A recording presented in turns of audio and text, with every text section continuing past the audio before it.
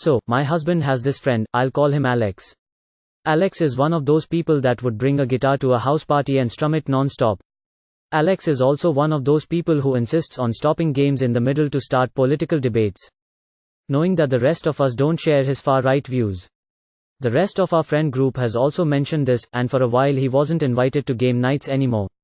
If you tell him, Alex, I want to play the game and not talk about this stuff, he'll just start talking louder and trying to goad you by saying, you just can't defend your side so you're too afraid to talk about it. Anyway, one day, my husband had Alex and another friend over, Joe. They were working on a project out in the garage together. I was initially annoyed because he brought his puppy which was dumped on me to take care of. I have a huge dog that isn't fond of new dogs in the house, but it was around 40 degrees Fahrenheit outside so she couldn't go out there with them. Luckily I had my best friend over to help, but still. So while we were trying to appease my big dog and get this puppy to go to sleep, they start playing music put in the garage. NBD. When the pup finally goes to sleep, Alex came inside to get something. I told him, your dog is asleep.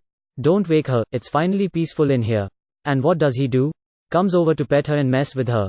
So I told him to take the puppy back to his truck and turn the heat on because I wasn't going to spend my night keeping the peace when I wanted to spend it with my friend who doesn't live anywhere near me. Anyway, the music outside kept getting louder and louder until I couldn't hear the TV inside my living room, sitting less than 10 feet away. I walked outside to the garage and turned their speaker down a bit and said, it's so loud that we can't hear the TV. Alex responded with, well, turn up your TV then. I had a moment where I was too shocked to speak. So I unplugged the speaker and took it inside with me, telling him that it's my house, not his. Apparently after I left, he started talking about how annoying I was to my husband and that he thought I acted bitchy. My husband told me all of this later that night in bed and I asked what he said to Alex. Nothing, really. I got angry with my husband and told him that he should have stood up for me. We had a long talk where my husband apologized for staying quiet and worked that out between the two of us. The next day, I told my husband that Alex was no longer welcome in our home. My husband said he thought that was taking it too far, so I compromised with, Alex is only welcome in our home after you tell him that the way he acted was absolutely out of line, and you make it clear to him that at our house, talks about religion and politics after alcohol comes out are off limits. So AITA? NTA. Why can't your husband go to Alex's place?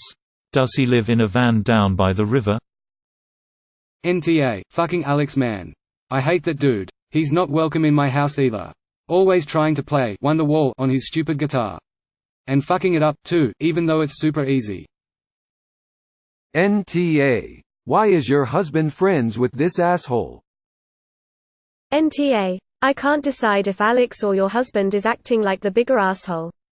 Obviously Alex is a boorish, annoying guy, but your husband continuing to invite him over, watching him treat you disrespectfully and saying nothing? Yikes. NTA. Everyone knows an Alex, and none of us really want him in our house. NTA and AMP. Your husband is kind of shitty for putting up with him, especially the insults toward you.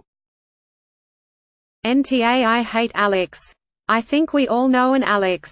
He plays crap guitar music off-key with several retreats, stays way too long, eat all the snacks, and shit-talks you to your friends, BF in your own home.